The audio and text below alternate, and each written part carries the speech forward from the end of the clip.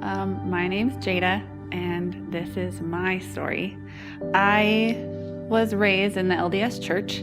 I've never not believed in God or Jesus. I didn't believe everything else that the LDS church was teaching. I ended up leaving the church on my own with the support of my parents at 18 years old and never looked back. And it was my best friend, Morgan, and she the whole time would, you should come to church with me today. You should come to church with me today. And once in a while I'd go to church with her just because I knew that's where she was going to be and I'd hang out with her. I remember turning to her and saying during a worship song, I have a weird feeling in my chest, like physically in my heart. And she said, oh yeah, you do. And it was just like the spirit. It was I'd never felt that before. And that was when I knew.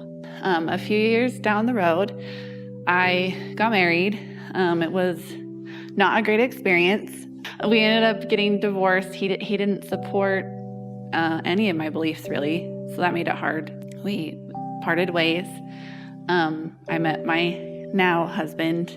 During the time that I met him, his ex-wife was battling stage 4 melanoma, and she was in her last stages of fighting.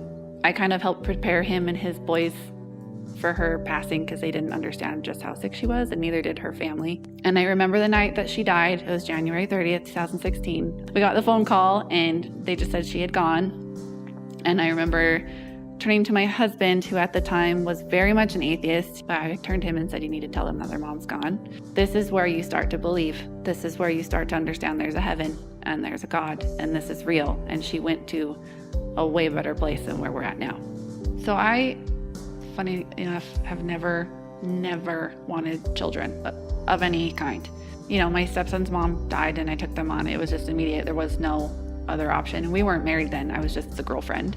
I just asked family over and over and over and over. I got told, you need to pray about it. Just pray about it. Because I was like, do I move to Pinedale? Do I give up? I had just gotten accepted into nursing school. I was going to bail on that and my job and my family. Every single one of them said, you need to pray about it. And every single one of them also said, you have everything to gain by going. So I prayed and prayed and prayed. And it was like the next day I looked at my mom and I said, well, I already got my sign, so I'm doing this. And I packed up my stuff.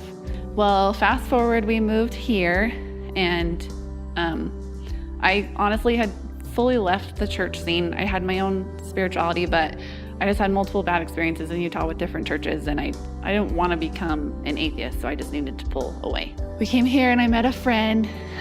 She told me to come to Wilderness Church, and I fought her on it for at least 2 months.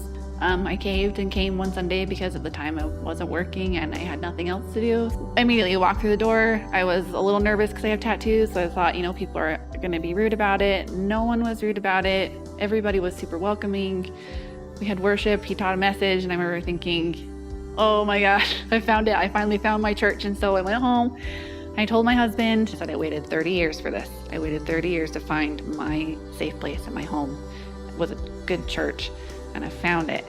So it's nice. He was like, oh, that's great. And I said, no, you should come. You should come with me. I'm going to start taking the boys because they've never been to a church. And I want them to start learning about this whole thing. They need to understand this. And I forced him to come. I think it was a Sunday. Actually, Andrew was doing the pastoring that Sunday.